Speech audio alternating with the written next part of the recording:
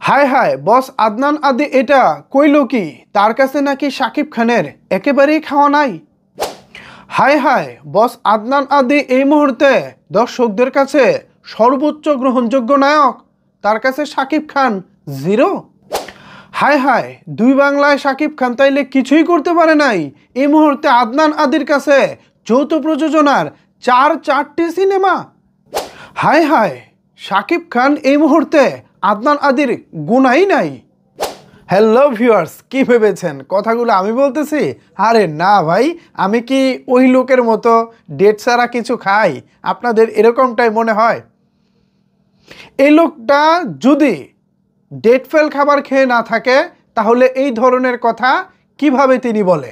এই মুহূর্তে নাকি তিনি বাংলাদেশের সবচাইতে জনপ্রিয় নায়ক, এই মুহূর্তে দুই বাংলায় সবচাইতে গ্রহণযোগ্য নায়কও নাকি তিনি, অর্থাৎ আদনান আদি। এছাড়া দর্শকদের কাছে এই মুহূর্তে সবচাইতে জনপ্রিয় নায়ক বাংলাদেশে এই আদনান আদি। এছাড়া সৌন্দর্যের দিক থেকে এই যে শাকিব খানের যে সৌন্দর্য নিয়ে আমরা প্রতিনিয়ত আলাপ আলোচনা করি, মাশাল্লাহ বেশ বয়সেও শাকিব ভাই যেভাবে তারুণ্যটা ধরে রেখেছেন, এই যে আমরা তার তারুণ্য নিয়ে প্রশংসা করি, সেই তারুণ্য নিয়ে তিনি প্রশ্ন তুলে বলেছেন শাকিব খানের থেকে নাকি কয়েক গুণ বেশি এই আদনান আদি সুন্দর বেশি। কি মনে হয় আপনাদের, আদনান আদি কি ঠিকঠাক আছে নাকি মনে হয় ডেট ফেল কিছু খাইছে? হঠাৎ করে কিভাবে জানে তিনি সম্প্রতি উদয় হলেন আরজে নীরবের একটি অনুষ্ঠানে।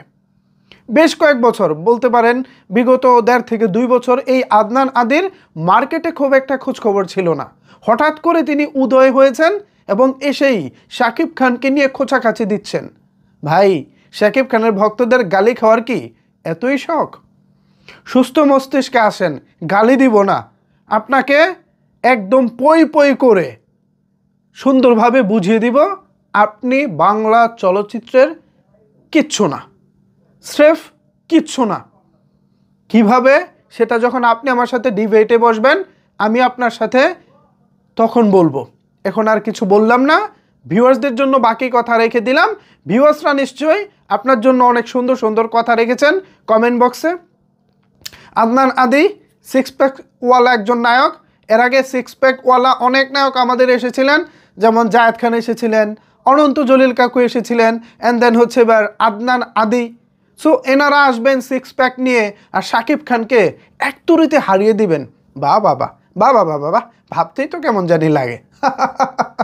আমার অনেক দিন পর হাসলাম আজকে, যদিও আজকে ইংরেজি বছরের প্রথম দিন। হাসতে ভালো লাগে, আপনাদের সাথেও একটু শেয়ার করলাম। এই ব্যাটাকে নিয়ে যদি আপনাদের কোনো কিছু বলার থাকে তাহলে অবশ্যই সেটি নিচের কমেন্টস বক্সে ঝটপট জানিয়ে ফেলুন। ধন্যবাদ সবাইকে এতক্ষণ আমার সাথে থাকার জন্য।